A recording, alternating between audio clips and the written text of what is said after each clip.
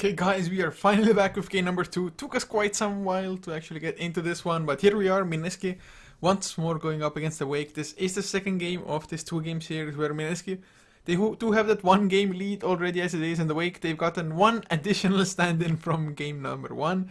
So it's pretty much one normal Wake player plus 4 stand-ins here, but maybe it's gonna work for them because last game was also extremely tight, so hopefully we're gonna get just as exciting of a game.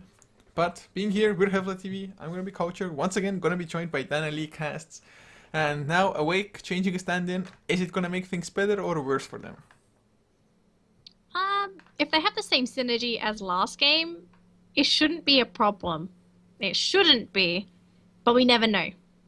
Because sometimes, even though you have stand-ins that you do play with frequently, things happen, and because you don't typically play with them as you would with your team, they may lose some synergy. Because you could tell last game, even though Mineski, they had a couple of indecisive and questionable plays, they were all on the same page, whereas Awake, you could tell a couple of times that they didn't really know when to go, what to do, who was going to back them up. Probably because they don't really know their teammates well. But they did very well considering the circumstances they were under. Yeah, it's maybe that's gonna be something that's gonna be a little bit better for them in game 2, but Mineski for this game, they start with a Tinker ban. Is the new stand-in like a Tinker player or what the hell is on with that? That's the only conclusion I can come up with, unless Mineski is going to draft, for example, a carry or a hero that needs space and cannot be ganked by those mobile or constantly, excuse me, trying to find the word for it, global presence heroes. So if they want to get rid of global presence heroes, Tinker's one of them. They can go for Wisp, they can go for Nature's Prophet, but yeah, I would agree, and there'll have to be a Tinker player on the side of Awake, because Tinker is a hero to be banned out first phase. It has to be a big deal. Yeah, definitely agreed with you there about Awake. They do have first pick, and there are quite a couple of strong heroes left in the pool. Queen of Pain for one, maybe a Beastmaster, or even a Charcopter could very well be the first pick if they want to go for that one instead. Or do you think we're gonna see just something else entirely like? Well, I was just about to say Earthshaker because Mineski for one also just pick an Earthshaker rather early on in the drafts normally, but this time around it's Awake to use that hero. I've seen so many Earthshakers, not just JDL, just in C in general. I'm not too sure about the state of European and North American Dota because I've been completely in contact with the SEA scene just because of MPGL, but the hero, he's such a high impact hero. When you give him the space, if you give him the farm, he can be super annoying. He's always going to be there for disables. Yes, he's melee. That is one of the disadvantages to running an Earthshaker, but if you can play the Earthshaker well, the ease of execution for ganks is going to be on your side. So we'll see how Awake wants to play around with the Earthshaker. Mineski cutting it through their reserve time. They're going to go for a Rubik. Interesting. It may be a little bit early for that pickup, to be honest. I really feel like they could have gone for that later on as well, maybe when they know there's a little bit more value to be gained from that, but to be honest, I personally like Rubik as a hero in general, and when you're up against Earthshaker, Fisher is one of the better abilities to steal and just use against the Wake this time around. So it's definitely going to be a nice pick, or like a solid pick regardless, but I really still think there could have been a couple of stronger heroes to pick earlier and then maybe go for Rubik later in the second phase. They still pick up the Queen of Pain though, so no issues there. They've got a lot of early game presence there with the Queen of Pain Rubik though. Like you said, the Rubik, he's probably going to be aiming towards stealing the Fissure. It's so good at disconnecting teammates if you do manage to get it off perfectly or correctly at least. So it's looking pretty good for Mineski, whereas Awake, are they going to go for their second support? No, they're going to go for their mid laner, the Shadow Fiend. So looks like it's going to be T-ban on the Shadow Fiend again. Yeah, I mean, Shadow Fiend, to be honest, last game they had some pretty good success with him. This time around they may also once again try to use a Clockwork. Queen of Pain though of course can use the cog or escape the cogs, but even then just power cogs into easy shadow raises. We saw how much damage he can do early on when the heroes just are not nearly tanky enough to take that. Later on, of course, like Glimmer Cape was something that was quite often used in trying to survive those power clogs. But I don't think, yeah. Yeah. I don't think Clock would be ideal though, because we have a Rubik this game, and Rubik, if he wants to, he can just lift and pull the Clockwork out of the power cogs. So definitely not going to be seeing a Clockwork unless Awake feels super confident with it. Maybe we could see something else like a Centaur. You can obviously the Rubik is going to be annoying because he has the instant cast animation for lift. So we could see a Centaur, may see a Batrider. Are there any unconventional offlanes? Maybe a Bristleback? It does get banned out by Mineski though, so they're reading my mind. Sand King offlane? It could happen. I've seen it a couple of times recently, but it's been rather weak, I should say, for the most part. But it really depends on like what lanes your enemy will have, if it's viable or not. But going for something that can maybe just go into their own jungle, maybe like an Axe or Nature's Prophet, something like that. Axe would be pretty good. I would like to see an Axe for Awake, because Axe will get an early Blink Dagger as well, and that's going to be the initiation that Awake needs. So yeah, I like how you mentioned the Axe. Last ban raised it from Mineski. So from what it looks like to me, Mineski wants to pick up a physical right clicker to go into the late game. But what heroes are typically weak against a Razor? Well, if you think about mid laners, for example, although at the moment I'm not too sure they should be worried about like a mid lane matchup with the Razor. But Dragon Knight may not be the best hero against Razor. Lifestealer, for example, could also be one that Mineski might be considering at the moment. And Lifestealer, like in dealing with a Shadow Fiend, for example, isn't even all that bad, because if you have the Rage, you are one of the better heroes in killing off the Shadow Fiend just because you take 0 damage from the Death Requiem afterwards. But not a lot of teams utilize the Lifestealer, or if they pick it up, not a lot of teams just manage to actually win with that hero. So we'll see what's going to happen. Mineski's actually going through quite a bit of reserve time for this third pickup, really taking into consideration what they want to go for. Both teams, their drafts are very open. Wow, really? They're going to go for a Night Stalker? Oh, this is going to be fun. But this Night Stalker, depending on whether it's going to be position 3 or 4, that's a lot of early game presence for Mineski, and that silence is going to be really nice against those spellcasters on Awake, especially the Shadow Fiend. If he doesn't get any raises off, he's pretty easy to pick off himself. Yeah, it's certainly true, and well, Mineski, we'll see how they're going to want to utilize this Night Stalker. I'm not too sure, I don't think I've seen Mineski run a Night Stalker before, but somebody of them probably still likes like running around as that hero in the pops or something like that. But Awake now, it's gonna be Vengeful Spirit once more for them. Although this time around they won't have that massive precision aura to help them out even further, but even then just lots of minus armor going around, another stun coming out as well. Although Magic Missile can be avoided by the Queen of Pain by blinking out, if it's just started with a Fissure the gank, then the Magic Missile to follow, it still should be enough for the Queen of Pain to just get picked off with maybe a couple of Shadow Races to follow. If Awake wants to go in the direction of auras, Luna is still available, but I wouldn't like to see her this game. Mineski! They're gonna go for a Bounty Hunter. Oh god, the aggression there coming out from our Filipino squad's massive. Awake, gonna go for Centaur. So I like this offlane pickup. Initiation, tanky, burst damage. It's looking pretty good. Yeah, it's not only that, it's also just the fact that now, although Mineski will have increased movement speed, and of course lots of mobility in general, Night Stalker is extremely fast when it's nighttime, Queen of Pain can blink, but now they also have the Bounty Hunter track for extra movement speed.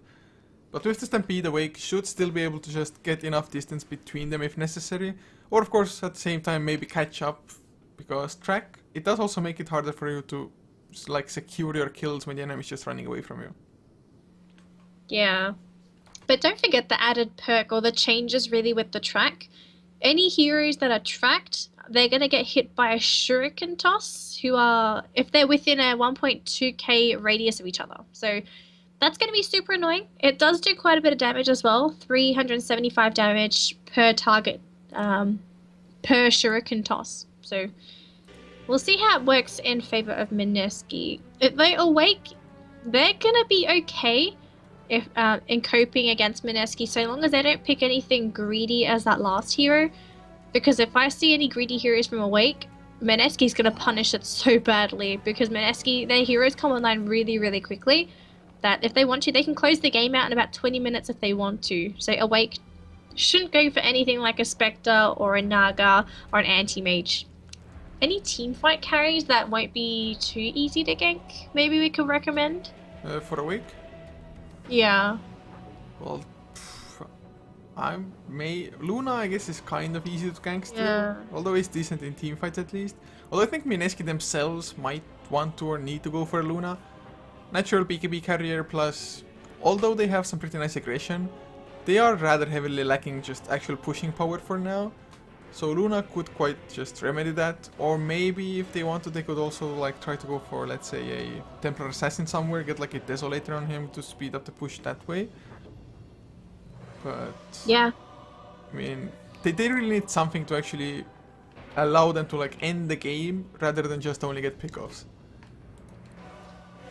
There's actually not too much available. I would have suggested something with a summon, but there's nothing really that synergizes well with what Mineski currently has, aside from what could have been a Beastmaster if they picked that up earlier, but, well, I can't help but feel like Mineski, if they didn't pick up that Rubik so early, they could have picked something else, but Mineski, greedy, gonna go for Slug, really? Counter pick Bloodseeker? Were they expecting this? That was an instant It pick. felt like it, I mean, it happened so fast. Maybe it was just Awake wanting to go for a Bloodseeker regardless, and it just so happened to be a Slark picked up before that. Or maybe they were like really like Mineski. What hero would fit them? I mean, Slark definitely does fit like the general style, the aggression of Mineski for now. Also being able to purge off, well, the multitude of disables that Awake has at their disposal. But I must say, well, Bloodseeker of course, not the conventional pick, but even so, I rather like Awake's lineup here. Yeah, Awake does have a very strong draft, and that's not greedy either. They have some of their own early game presence with that Bloodseeker now. The Bloodseeker ultimate, the cooldown for that's so short as well. If he wants to, you can just constantly roam around, grab kills. Mineski though, very greedy with that last pick Slark. It just bumps that Night Stalker into that position 4 hero, and the problem with the Night Stalker in that support-ish position is if he doesn't get any kills during the first nighttime or during his first rotation, he's very weak. He doesn't give you anything. Well, I've seen like support Night Stalkers work out just fine, although JCY playing. I'm not too sure, it might be just a weird dual offlane from them, although double just melee offlane may not work that well for you anyway. But just to introduce the lineups for the second and the last game of this series as well, it's gonna be T Banmai, the only player from actually Awake, I believe, on the Bloodseeker, with the stand-in Lambesis on the Vengeful, MNS, the new stand-in, playing the Shadow Fiend with the last one. It's gonna be in the Earthshaker, no, not the last, but almost. Still, it's gonna be also Cal playing the Center Warrunner for the offlane. So down bottom, we have Ola, who's going to be handling our Bounty Hunter. He's just put an Observer Ward either on or next to the Magic Bush, so if it doesn't block out these two camps, then we know something's gone wrong. But we have on our Night Stalker, we have Jesse Vash, who played the Spirit Breaker last game, so it looks like it's going to be a position 3 Night Stalker up towards the top there. There was a pounce onto Cal. Yeah, there was a pounce onto Cal, but unfortunately Mineski, just not enough follow-up. It does make him chew through some regen though, which is going to be nice. Cuckoo on the Queen of Pain, Jules on our Slark, and lastly on our final support, we've got G on our Rubik. He was the Earthshaker last game, right? Oh, it was Owa, never mind. Lena. Yeah, Owa was on the Earthshaker and G was on the Lena. Well, both supports, though, I have to say, played a pretty magnificent game. Just great Echo Slams, Lena also just great snipes and light striker rays in general. So interested to see those Rubik plays this game as well, if you can do something massive, although there aren't like the flashiest spells to steal. But getting solid spells shouldn't be that hard either at the same time. I think the most important spell for him to steal would just be the Vengeful Spirit stun. The Venge stun would probably be the best spell for him. It'll give him an extra stun. I think the mana cost for it's a little bit pricey, but for what you get out of it, it's still pretty good.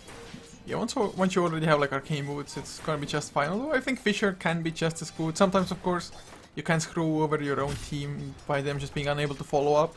Mineski, after all, do have quite a few melee heroes, so if you misplace the Stone and Fisher, suddenly they just may not be able to follow up anymore. jCrush though, gonna have to back off as he sees Lambesis closing in. But Owa, he is just roaming around, already pops another skeleton walk, and he's so low on mana. And the thing is, before level 2, even if you go in and like go for one attack onto the Shadow Fiend, there's no Chinada to slow him down to get that extra damage, but they're still trying to harass him. They get the Shadow Strike as well, but I don't think they're gonna keep on diving, or are they? Bounty Hunter? Well, he doesn't care. Shadow Walk for the extra damage, and that is gonna be first blood, although Owa might lose his own life to the last tower hit. Nope. Last tower hit didn't target him or anything. So they get the kill and even make it out from there. I really underestimated just their damage, but level 2 Shadow Strike was there. Yeah, the Shadow Fiend even knew the Bounty Hunter was coming in just because of that sentry in the middle lane, but unfortunately Mineski, they were just right on top of him and he just really couldn't get out of there. Shadow Fiend, pretty squishy as well as a hero in general, so unfortunately for him it's just, he's a much easier target than most of those other traditional mid heroes. Although he can be super annoying, he's hoping that the courier comes for a bottle crow if it's going to deliver an item, and if he can get a courier snipe as a support bounty, that's another win for his team. If only he had an observer to place down on the lane like that, and that way he could have really just kept on sitting in those trees. But another Shadow Walk wants to come in close, but this time around I think Shadow Fiend is close enough to his own tower, but well, who the hell knows after last time. But Shadow Fiend does give away this sentry positioning, so Bounty Hunter, he knows he has to be a little bit afraid, and oh, he's gonna run into Owa, but he should be fast enough with his boots to just make it out anyway if necessary. Always really, really lacking mana regen. He's going to have to buy a Sage's Mask or something to keep this up if he wants to continue on going. Oh man, I actually missed that kill, but Jules going really hardcore for that kill. That was a pounce committed as well. Did Centaur use spells? Yes, he did. He used a Hoof Stomp. Probably used a Double Edge to see if he could try and kill him in return, but not quite so. So that's a big win for Jules on the slot. I completely missed it as well. I mean, I didn't expect that to happen considering the Geo he was pulling at the same time. But Slark kind of like set up the kill by himself. Of course, Return also doing quite a bit of counter damage in that situation. But Kyle, back to the top lane he goes. He still knows Slark is rather low, and one Double Edge is all he needs for now, but can't quite get in range for it. I think he needs a little bit more than a Double Edge. A Slark is slowly regenerating from the tangos, so if you got a Hoof Stomp and a Double Edge, that probably would have been enough to Bottom lane, that Bloodseeker might be in some trouble. Uses the Blood right, and with that Owa just tries to outrun him, although does get hit, gets silenced, but it's not that much damage being level 1. But it's just Bloodseeker already having face boots makes him so agile and just can easily dodge stuff. Although at the moment jCrush is not getting harassed that much by the supports, but even then only has 2 last hits because a Quelling Blade Bloodseeker with face boots now is just making Night Stalker's life living hell.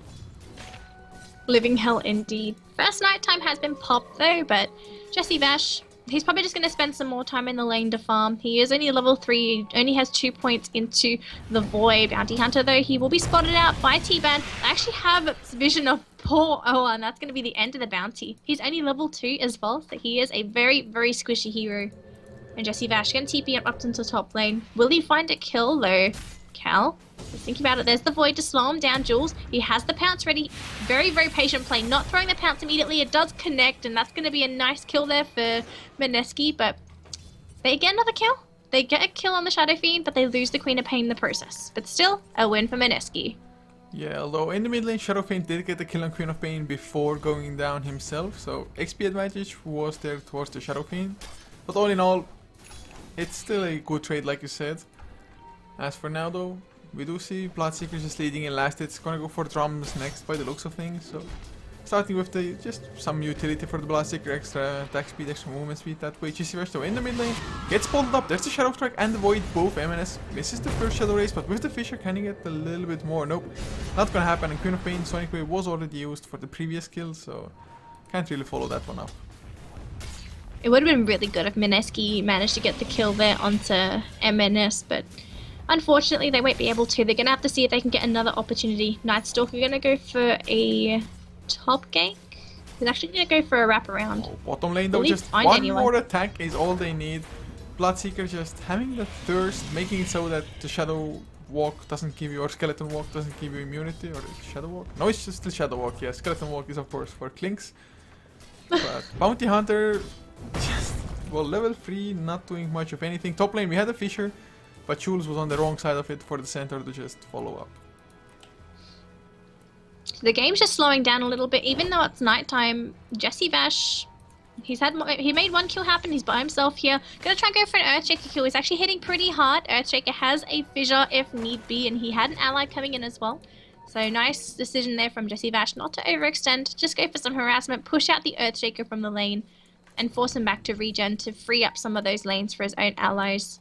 But nice Stalker during the first nighttime. Only one kill happened. So not as high impact as you would like a Night Stalker to be. Building forward, they want to try and jump onto M&S, but look at how much damage from all the razors. They do lose the Night Stalker, so Jesse Vash is already down. And there's the ultimate from the Bloodseeker. They're also going to get Queen of Pain kill. Oh, Wake, nice counter plays. They bring everybody in for those kills as well. Although it was a slight misplay. Venge was pretty did deny the Shadow Fiend in the end, but had the Shadow Fiend just backed off from the creeps straight away after the kill happened on Queen of Pain, or maybe even a little bit earlier, and then just bottled in between the Shadow Strike ticks, because actually they do have like 2 seconds I think or something, maybe even 3 seconds full between the ticks there. So it definitely could have bottled and survived, but in the end did get denied. And now, oh, Geo top lane, it gets a nice telekinesis, throws Cal over it. There's the Void as well to follow up. There's no silence, but they don't even need it. Centaur just didn't go for the follow-up hoof stomp after getting telekinesis for some reason. And I was so sure that just Rubik will die there. Oh, Jules and Jesse Vash, they will get an Earthshaker kill with this as well. And even bring in the Queen of Pain as well, so Cuckoo was there. Oh no. Bloodseeker, it's a trap. You're really fast though, so he should be able to get out. There is mid TP in, but will he be able to survive the onslaught? He won't. There's the hoof stomp. Sorry, gonna connect on the two. Jules, he's still alive, gonna go right into the ulties. Looks like Slark will make it out. Cuckoo though, he has to run away. There's the blink as well. Oh god, that was so close for Awake. If they managed to kill Jules, having Jules for the Bloodseeker would have been an even trade, but because of that, they get absolutely nothing. That was just so damn close. I mean, them even getting the Bloodseeker down. They got the Shadow Strike, which slowed the Bloodseeker to like 450 movement speed, which is just ridiculous. There was so much thirst value coming out from their old Jules. Back to the top lane, Shadow Strike is well out to call. Gets the hoof stomp and the double edge, but it's not nearly enough damage to bring down a Slark that way. And yet another kill. Mineski just picking up pace in a really just fast manner. And due to all of this just space created on the top side of the map, it's gonna be Bounty Hunter hitting level 6 in just half a level. Yeah, the hyper aggression is really paying off for Mineski, whereas Awake, you think that they'll be aggressive too. There's the ultimate from the Bloodseeker. They will get the fissure to cancel the TP out from Oa, and that's going to be the Bloodseeker going down to the Bounty Hunter going down to the Bloodseeker. So it's a nice pickup for Awake, but it's just a bounty. He's not really doing anything at this point, not even level 6. Blade Mail has been secured. Yeah, at the start I thought like maybe it's going to be Drums with the role of the match, but Blade Mail is definitely fine enough as well. That way you just ultimate somebody, go in and just start attacking them and make it so that they really can't do anything in return. Well, unless they want to take extra damage themselves, but Bloodseeker still looking solid enough in farming, still has 4 kills, although he died once as well. But for Mineski it's really all about just getting the Bounty Hunter to level 6, getting the track available to them, and just completely snowballing this game. At the moment, all they have is a 500 net worth lead, XP is 250 in Awake's favor. The thing is though that 10 minutes in, Cal on the center Warrunner, his blink is nowhere in sight still. He's had a pretty tough lane. He's died 4 times because there has been a lot of action up there for him. So unfortunate for Cal, but we'll see if he can actually manage to... Oh man, it's just kill too easy. Rupture, a few attacks, Fisher as well there. And the thing is, easiest way to escape Bloodseeker is of course TP out, but Earthshaker just is close by for the Fisher if necessary. Rubik just stole Blood Rage, so not the best spell to steal. It's okay, but unfortunately not a important spell you'd like. Although they might be ganked up though. We've got some heroes from Awake coming in around to the top lane. Then BT's here, but actually they're going to TP in Jesse Vash. He was already TP'd through. Now they're going to try and make an escape at this point. There is no Bloodseeker ultimate. There's going to be the silence. They're going to just silence up Jesse Vash. There's a Sonic Wave, and they might be able to grab some kills. They will get the Bloodseeker with a primary target. Shadow Fiend, though, he is hasted up, and he is running away, but unfortunately he's tracked. So he has to get out of here. He's going to throw a raise, though. Very dangerous, but looks like he will manage to get out of there with his life, but at the cost of a Bloodseeker, and they get nothing out of it. So big win there for Mineski. It was just the Queen of Pain coming in as a surprise, like Blink, Scream of Pain, Sonic Wave as well, hitting so many targets with both of those abilities. Fate Bolt to follow, and Although Bounty Hunter probably didn't exactly want to use the Shuriken Dust to secure the kill on the Bloodseeker, but he wasn't just needed to do so just because Bloodseeker was extremely fast. Couchor gets stunned up. There's the Rupture as well. He blinks into his own death pretty much. Had he stayed in the bottom side, maybe it would have been some help from Owa, but they get the kill on Queen of Pain, and Queen of Pain herself is going for the chainmail now. That's interesting. I guess the mindset behind it is that she knows she's going to be taking quite a bit of damage, so having it reflected back to Awake will be beneficial for her.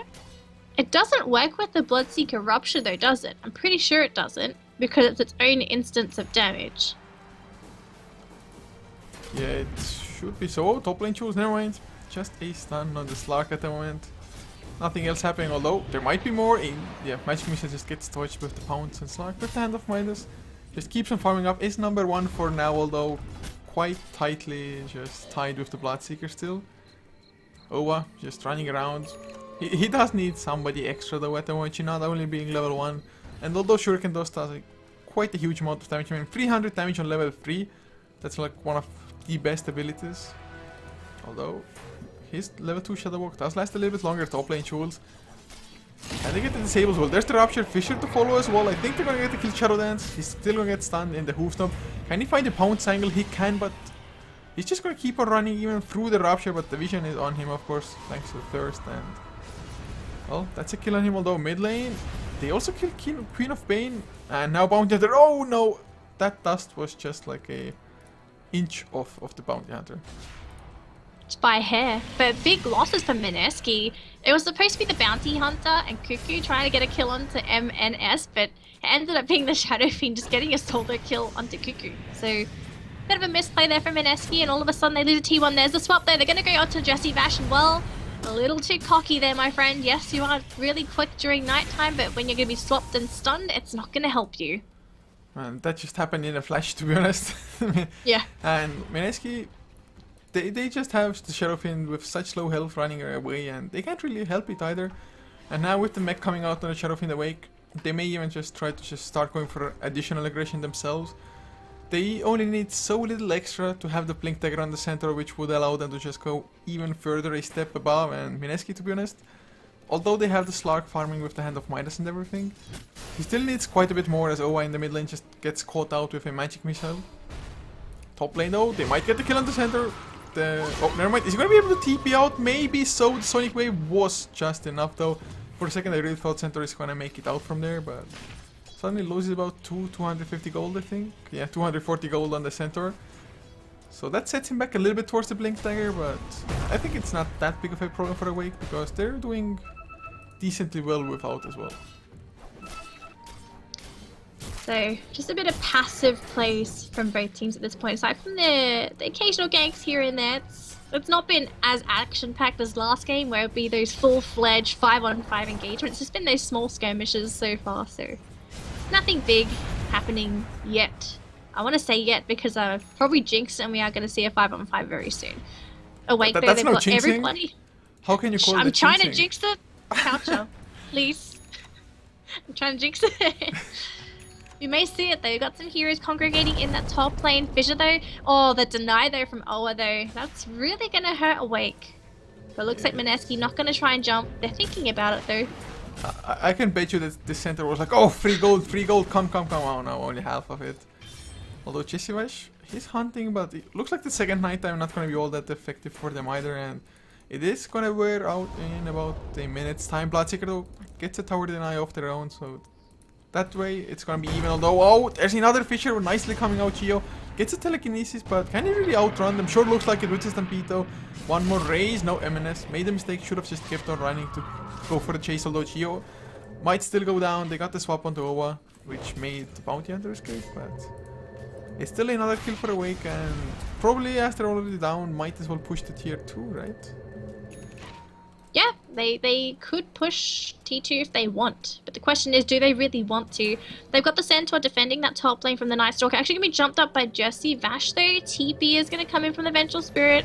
Although there is a Slark in the back lane though. There's the Hoof Stomp to keep him in place. There's a stun. The stun is gonna connect on Jesse. Vash, Jules those nearby. I'm surprised he didn't try and go for the jump in though. The Pounce though is gonna connect onto Lancey, and actually they can't get the kill on Jesse. Vash and Earthshaker there. He had the Fissure already thrown out, so he couldn't actually use it to go for a kill. But although meanwhile down the bottom lane, Bloodseeker gets a kill onto the Rubik. That was also with the... Actually, that wasn't even with the Rupture. Man, this Bloodseeker, he's snowballing. 10-2-0. Red snowball. Yeah, it's going pretty well for him, although even with the mass amount of kills, it's still just a slug thanks to the Hand of Midas helping out, keeping up with the farm. Level-wise, it is also even between those two carries. But it's just the fact that Awake, not Awake rather, yes Awake.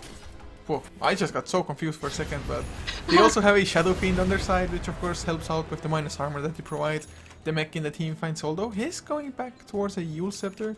So his, or rather Awake, they're really having the Bloodseeker just go towards that number 1 position, with Shadow Fiend taking a more relaxed like utility role.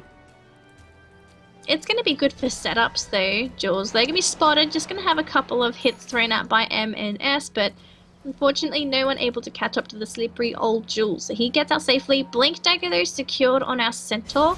That's very big. That's Awake's initiation for these team fights. Is Mineski prepared for the team fights though? I think they have the tools to win the fights. It just depends on whether they can execute accordingly. It really feels like Mineski, I mean, they had a couple of minutes of like brilliant showing by themselves, although now they're trying to push in, yet there's going to be a Rupture plus the Blood Red coming in to silence Cuckoo if he stays there. Instead it's going to be just a Bounty Hunter getting silenced, and Bloodseeker just does so much damage with the Thirst, and Cuckoo can't really outrun them either. Needed to blink into the trees to just be able to survive it, even then probably would have been able to swap up. Oh, Caldo might go down if Geo just had a little bit more damage, which he does not, and... Well, you were saying Bloodseeker was snowballing earlier, he just got himself a triple kill. He's turning into a red Sonic the Hedgehog. This guy is moving so quickly, it's ridiculous. But the Queen of Pain, she tried to use the Blade Mail to buy herself enough time to go for a blink and TP, or she wanted to hang around actually to help her teammates out, but the duration of the Rupture is just way too long for the Queen of Pain. 12 seconds of being ruptured.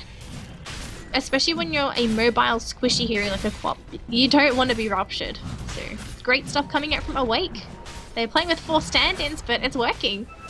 It's the second game that's gone this way. I mean, even in game number 1, they looked extremely strong. Although, Mineski, can they somehow get into Roshan and snatch it away from them? No, too late. Bloodseeker gets himself that. Oh, there's a Sentry as well. They know the Bounty Hunter is there. And that is gonna be a rather easy kill. The Fissure comes out. Bounty Hunter just no survivability at all. Oh, that's me a Rupture. Well, that's going to be a very, very dead Queen of Pain. She can't do anything. There's a Pouncer. They're going to try and go onto Lambesi. They will get the kill onto the Vengeful Spirit. And, well, they're just going to go right after the Rubik, who is by himself. There was even a bit of an unnecessary swap. But, oh, actually, that was the Rubik swap. Oh, well. He was going to die anyway, so... Sad days for Rubik. Oh, wow. And even a Blink Dagger. So they almost, like... Maybe a couple of minutes ago, like 1 max 2, the Centaur finally got this blink, but Earthshaker managed to get his own as well. That is massive. Double blinks. Just the Bloodseeker rampaging around with another 2.1k in the bank for him. And oh, daytime hits, no darkness. Although Jules is around as well, they're trying to go for the Centaur, but can they? The silence is there, but I don't think it's long enough. And there's the Fissure, Hoof Stomp, double edge, a few more attacks, that's all they need. Blink Echo Slam secures it. Jesse Vash will get a counter, but it will come probably with the cost of his own life. Yeah. He's gonna have to pay for his life with that, but it's still a decent kill for Mineski. They're behind. They're gonna have to give bodies away to grab kills, but what can they really do? Awake, they're always together. They never fight separately, which is the correct thing that Awake needs to do, whereas Mineski, they have a draft that's either pickup oriented or burst oriented, and it's come to the point where they can't burst these heroes down anymore. So because they can't burst them down, they have to pick them off, and for them to pick them off, they have to separate Awake, or they have to give bodies up for it. The only unfortunate thing though is it wasn't a track kill. If it was a track kill, it would have been worth a little bit more, and the payoff would have been better for Mineski. How do you separate a team though when your team themselves don't have the capabilities to just enforce towers, for example? Usually it's like split pushing, the easiest way to make your enemy back off or split up a little bit, but Mineski, if they go on a push, Awake almost guaranteed will be pushing faster if they're grouped up. Yeah, that is the case as well.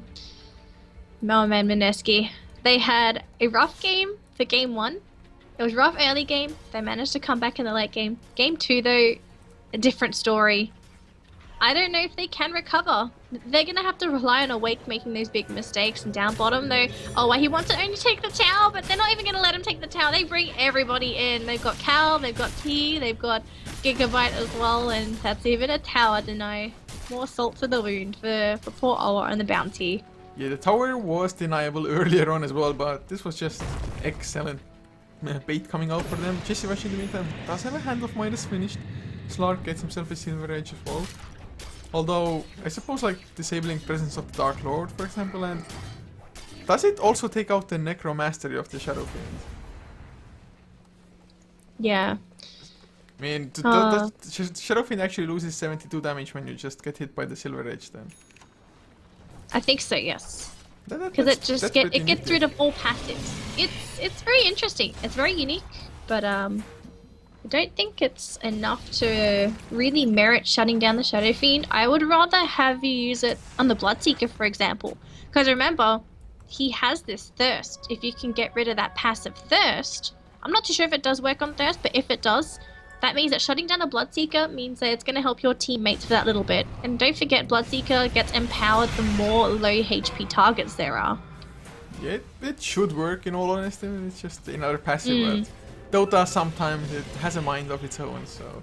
But yeah. They will be pushing out at them with even a Rupture onto Geo. Rubik, oh poor guy. Although Telekinesis might buy just enough time, or never mind. With one Shadow Rays and the creeps to help out. That is a kill for them. Top lane though, Cal wants to go for Choose, but Choose comes in from the Silver Age with a double damage rune as well. Gets rid of the stun with the Dark Pact and gets himself a fairly straightforward and easy kill. That was a pretty big kill as well, because Centaur committed the Stampede hoping that he was able to get out of there in time, but because he died and Stampede is used, even if Centaur comes back, he's not going to be able to use the Stampede immediately. So it's a bit of an asset down the drain. Slark there. He's going to run right into the Vengeful Spirit. That's not a big kill, but it's a track kill if he can get it though. So Jules. Oh, track actually ran out unfortunately. Oh, that's sad. If he had the track, that would have been nice. Even then, still a solid enough kill for sure. Although they might get another one. It's MNS. Does have a PKB though, just delivered, I believe.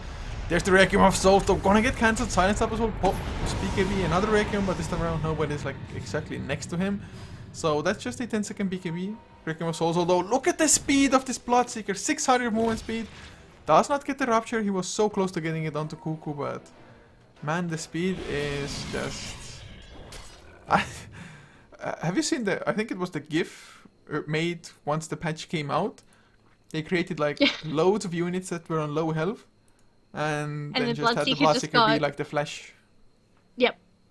I remember seeing that. And I think there was another GIF as well. It was him being chased by, I think it was 100 gyrocopter missiles, and you know how they get faster as well. Oh man. Yeah, it was so funny. It's just this giant wave of missiles chasing the Bloodseeker all around the map. It was so hilarious the first time it came out. It was wonderful. Obviously it never happens in play because you can never accumulate that many low units plus missiles. So we do get this game underway, and unfortunately we don't have a gyrocopter to be used against the Bloodseeker this game, but definitely would be nice, although just being able to outrun a Night Stalker is a feat of its own, I suppose, because Jessivash, or Night Stalkers in general, are pretty speedy, and well, there's the Rupture, but nothing to cancel the TP with. So that's just maybe a waste of a Rupture, but it's just such a low cooldown that you don't even care that much. I wouldn't say he shouldn't really care.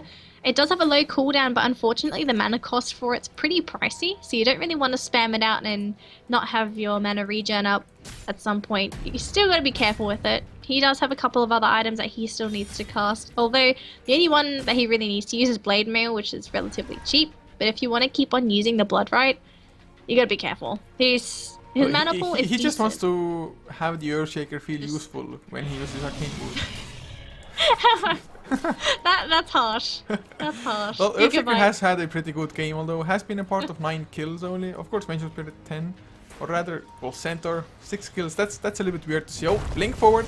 Yule Scepter was there. Fisher to follow straight up as well. Although Cuckoo does still get the blink, and is just away from the thirst range, so doesn't get scouted out like that. But there is a push coming from Awake, and they're probably not gonna back up easily. I don't know if Mineski wants to defend it though. I feel that they're better off just having all these other heroes split push. So down bottom they have Oa, whereas up top they have Jules, and the backup with Jessie Vash. So they're trying to get the other objectives, whereas they are losing pretty important ones in the process. But can they even out the trades? Because even though they have heroes top and bottom, they can get top T2, but the T3 mid is a much higher priority than just those T2 towers. They didn't even get top T2 yet. It will go down to creeps though. So the fight in the middle lane. Will it happen? There's the lift onto our Bloodseeker. There's going to be the Yules onto our Slark. And he does pop PKB. He wants to jump right onto the Jacob. There's the Fissure to keep him in place for a little bit longer. There's a Stampede. The Sonic Wave connecting onto about 5 heroes there. Queen of Pain pretty low, being chased up by our very, very fast Sonic the Hedgehog, but he's not going to be able to be caught up. They will lose the Night Stalker in the process, so 1-1 so far. Look how quick Sonic the Hedgehog is. He wants to kill on the Rubik, but Rubik a little bit too fast. It's still going to go for it. No, he won't. He wants these Raxes instead, so objective gaming for Awake. Jules, though, he's been spotted. He has to go for the pounce to disjoint the stun. Mineski, they just have to buy time. But this Rax, melee Rax is going down. Just a couple more right clicks. They need one more from their Bloodseeker. Just one more. Sonic the Hedgehog, he will get the kit. And looks like Awake, they're just going to back up at this point. So I think the maximum movement speed I saw in the Bloodseeker in that fight was like 717, I think. But it was going up and down depending on like how many heroes were on low health and how low they were and stuff. But a Rax advantage, losing an Earthshaker is completely acceptable for that one. Although Mineski, I must say, the Sonic Wave was beautiful. I think it even clipped on 4 heroes there, 3 for sure. Maybe the 4th one also got hit. And the start wasn't that great for Awake either, just because they used the Yule Scepter onto the incoming Slark at the same time that there was a Blink Hoofstomp, so the Hoofstomp completely whiffed as well. But Mineski, they're really just lacking the like damage output, and it's not like their lineup has massive amounts of sustained damage either at the same time, so it really is just Awake being a little bit too tanky, especially this Bloodseeker with the Heart of Tarrasque. I also feel that it's a draft problem with Mineski. They were supposed to come online early. They're supposed to dominate Awake before they came online, but Ola on the Bounty Hunter and Jessie Vash on our Night Stalker, those 2 heroes just haven't really made any sort of impact in the game. It just doesn't really justify the hero's existence of being picked, really. Yeah, I think in general, like, Mineski's laning already let them down a little bit. They didn't get, like, Night Stalker extremely farm, nor did they get massive amounts of levels. Bounty Hunter hit that level 6 quite late as well. And by that time Awake, they had, like, already a mech on the Shadow Fiend, for example, to help them survive. Just the supports that got them their, like, boots to outrun Night Stalker a little bit easier, and so on and so forth. So Mineski, they really needed, like, more solid laning, but the Bounty Hunter, or their laning in general, just kind of let them down a bit. So we're having a bit of a downtime for both sides. Roshan is going to be coming up pretty soon. Would you think Awake is just waiting for the Rosh at this point? Because they have the chance to push if they want to, but they're just kind of hanging around as a team. They're not really doing anything. I think they're just trying to avoid getting picked off, which might happen, although never mind. It was Jules and Jessie Vash trying to go for the Bloodseeker, but Bloodseeker just turned around and forced the Slark to TP out instead. Oh, that's a tough position to be in, but Slark is a little bit low on mana now. So like you said, might actually be worried a little bit for that. For the Awake, I think it's just them staying grouped just to make sure that there are like no bounty or just track kills trying to catch up, although Lambesis gets Jinnat at once. Didn't do all that much damage, forced up to the high ground. He needs to get through the trees somehow, gonna get swapped back to the low ground. Fisher waiting for him. And that's gonna be yet another kill, and now knowing that there's no like invis units, Roshan would be easy, but it's almost a max respawn. Yeah, it's a little unfortunate for Awake. If they just have someone sit there and wait for the Rosh, then they'd be able to grab it. But unfortunately, they have their priorities on other heroes. Cuckoo gonna have to go for a blink into the tree line, plus the TP out. Oh, the Fissure! Not quite there. It was pretty close, maybe half a meter away from the Queen of Pain. So Cal just gonna be stuck in the trees for a couple more seconds, and then he can blink out. I love chat. Storm Spirit 017 is like, Bloodseeker, no Bloodstone? What is this? This game sucks. Bloodseeker, no Bloodstone. Uh, Well, I suppose it's not the worst kind of item. Reduced respawn what? timer if you should die is always nice, but Bloodseeker so far 17, 2 and 2. He hasn't died for quite some time. Has a Maelstrom as the next pickup slot in the meantime. Does get a Basher and Queen of Pain. Did get an Aghanims, although a 30-minute Aghanims. That's probably the latest I've seen, considering the first item was a extremely budget just chainmail. So we have Mineski heroes coming in towards the Roche Pit. They're kind of spread out though. There's a dust popped and they do know Jules is there, but unfortunately Earthshake kind of stuck in place. There's a Ghost Scepter, even has a defensive swap as well, but he goes down to the Queen of Pain. Meanwhile, down towards the bottom section, is going to go down. There's a swap onto G. That's going to be the Rubik going down as well. They're going to try and go onto Jules. His teammates already gone down, and while Queen of Pain, who was kind of in an awkward position up on the high ground, he's going to have to blink out, and that looks like it's going to be the Roche pretty much given away to Awake. Mineski, they tried to contest, but their team fight is just inferior to what Awake has. It was a cute little attempt by the Slug to just go in, and well, I guess the attempt worked out in the one kill, but the Sonic Wave had been used just a little bit before, so even with the 40-second cooldown, didn't quite have the Sonic Wave immediately. No, there's the Evil Scepter onto the Night Stalker. No Requiem though to follow it up. Hoof Stomp also a tad too late. So Night Stalker is going to be able to run himself away from there. But Awake, they're just getting huge advantages, and well, Network, I guess it's not that massive of a lead and can still be just a comeback, especially with track kills. There's about a 10 to 11k lead in Network XP, about 10,000 as well. So Awake, they're not doing that good, but that also may be just because they have been grouped up for the last couple of minutes at least. So they're not getting that much income, but then again, Mineski aren't exactly making a comeback, it's just a standstill for now, at least in the It's hard. It's hard for Mineski to come back because they essentially drafted themselves what they currently have as a single core lineup. They have a Queen of Pain who can transition into a core herself, but she's gone for these defensive items. And when you've gone for defensive items, it really limits your capacity to go into the late game. It's just wasted gold not going into anything like a Hex, an MKB, a Skadi, just those aggressive items that she could have picked up. It's just this Bloodseeker has been so problematic for Cuckoo that he just has to go for these other items to just survive. That's always like a tough position to be in, and I think almost every single time a Queen of Pain is forced into such items, the team that has the Queen of Pain loses the game. I've just seen it happen so often that it's almost like a guaranteed thing. Although Jules trying to come in from behind, goes for the Earthshaker but misses the pound. There is a Ghost Scepter, but he's going to use it rather early on, so no magic damage will bring him down, or will it? Sonic Wave, maybe so, but no, Cuckoo gets stunned up in return. Chainmail or no, gonna go down. Bloodrite stolen and used. MNS might lose his life, but has the Aegis, so it's not that big of a deal. And of course, if they just back off for a little while, they have Earn Charges, they have the Heart of Tarrasque on the Bloodseeker. Just wait it out and come back in. There's no buyback on the Queen of Pain as well, so that's a lot of damage output for Mineski in the well. There's a swap there. They're going to jump right onto Oa, the Bounty Hunter. You can't hide invisibility, and there's even going to be a blink forward. They go onto the Rubik. Yules into the air is Jesse Vash. What can you really do? Night Stalker or not, you are not fast enough to survive that. Jules in the middle lane, he's just saying, okay, I'm sorry team. I can't help you, I'm just going to go hide in the forest now. I mean, Mineski, one thing they can maybe just breathe a little bit more easily on is the top racks, they cannot lose it before the tier 2 falls. But being 2 racks behind with the kind of lineup that they have, they really must be feeling that there's almost, or that they are almost at the point of no return. And actually Bloodseeker is just tanking it up, doesn't care at all about 2 tier 4s hitting him with the Heart of Tarrasque. And is this really just going to be straight out GG from this?